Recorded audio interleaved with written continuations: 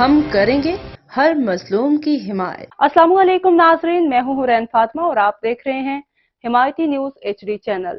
نظر ڈالتے ہیں آج کی اہم خبر پر۔ FIA نے بیرون ملک سے آنے والے 4 مسافروں کو گرفتار کر لیا۔ تفصیلات کے مطابق FIA امیگریشن نے پشاور ایئرپورٹ پر بڑی کارروائی کرتے ہوئے بیرون ملک سے آنے والے بھیک مانگنے میں ملوث 2 خواتین سمیت 4 مسافر گرفتار کر لیے۔